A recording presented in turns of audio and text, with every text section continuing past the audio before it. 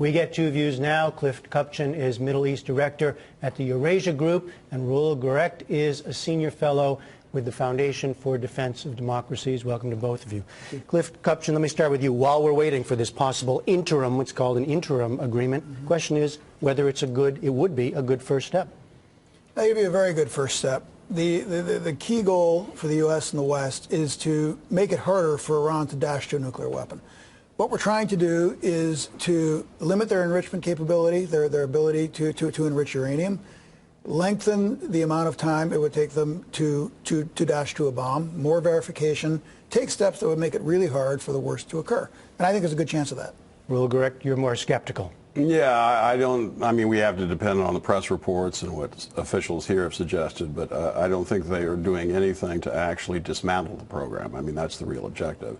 And I'm highly skeptical if they don't go after such issues as the production of centrifuges, where centrifuges are manufactured, converting the Iraq plutonium facility, the heavy water facility, to a light water facility, to being honest about past weaponization efforts, and also, very importantly, getting a grip on how they could abuse the systems. I think the odds of this turning out well are very poor. So those are the kinds of things you think the U.S. should be demanding, and short of that, no deal is better?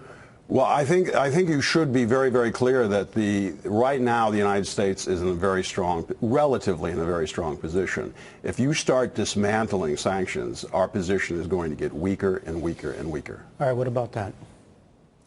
I think that any deal with an opponent is going to be an ugly deal. We should not expect it to be. You mean by definition? By definition. You don't get something that you're really thrilled about when you're dealing with more or less of an enemy. And I think letting the good be the enemy of the perfect is a big, big, big danger here. Now, I agree with Mr. Gerecht that the things he mentions are very important parts of any deal that we're going to come to. But when you get to monitoring centrifuge production capability or uranium milling capability, ability to make raw uranium, that's the kind of thing that we're only going to be able to get to in a final status agreement. And I think trying to front load that really risks detonating what could be a very productive initial interim agreement. And just follow up on the other thing he said, which is that the notion that if you make concessions now, even small ones, they're harder to take back later on. Depends what the concessions are. What the administration is planning on doing is unfreezing Iranian assets, not sanctioning the automotive sector, and providing small relief on petrochemicals exports and the export of precious metals. Those, to me, do not touch the underlying architecture of sanctions, which depend on oil sanctions and which depend on financial sanctions. We're not going to touch those.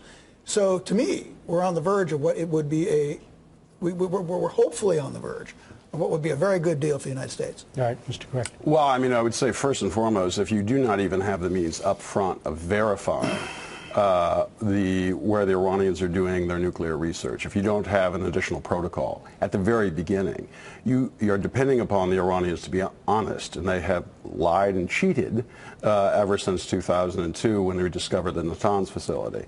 And I would say again on the sanctions, if you give them any type of cash benefit, what you're essentially doing is giving them hard currency that they could turn back around and invest in the nuclear program. They could invest in supporting Bashar al-Assad in Syria, that they could invest in supporting the Revolutionary Guard Corps. Yeah, to give them any type of hard currency, I think, is a serious mistake. What is how do you see the position of the Iranians now? Because part of this, of course, is how much can you trust what they say? I don't think this is about trust. Nobody's going to trust Iran. It is a fact that they. So the questions he was raising about earlier things, you don't worry about right now.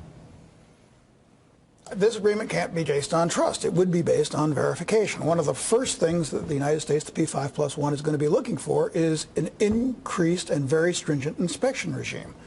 But I do not think that looking for everything up front is going to work. I don't think we're going to be able to, again, get them to let us into their physics labs, their research institutes up front. And I think it would be a big mistake to go for that. Well, essentially what you're saying is that you're allowing them to determine the structure of these negotiations. If they say no, you stop. Well, the United States shouldn't say no. It should say, listen, we intend to ensure the dismantling of this program. All options are on the table. either you agree to these terms, or in fact, all options are there. We will increase sanctions, and we will also consider a preemptive military strike. You have to be willing to say to the Iranians that this position is unacceptable. You have to be willing to say that you must sign the additional protocol. We know that they have done weaponization research in the past. We're 99.9% sure of it. We need to be able to get into facilities where we think that happened. We need to be able to talk to your scientists who undertook that research. Well, where do you, if you think of this as an interim agreement, where does it go from there? How do you get to, what is the goal and how do you get there? It goes towards, in the end state agreement, sharply constraining Iran's nuclear program and being very, very sure that they can't break out, that they can't get a nuclear weapon. But look, we are in a very strong position right now. Iran is economically very, very weak. Their economy contracted by 5 to 6% last year. So I think we should take a good deal. We should take what we can get. We shouldn't go for everything because we're not going to get it. These guys, when you really press them, they get their backs up against the wall and they can walk away. We should not risk at this critical juncture, when we have them in a very tight space, make the mistake of going for everything and losing everything. That would be a huge mistake. All right, you get a last word.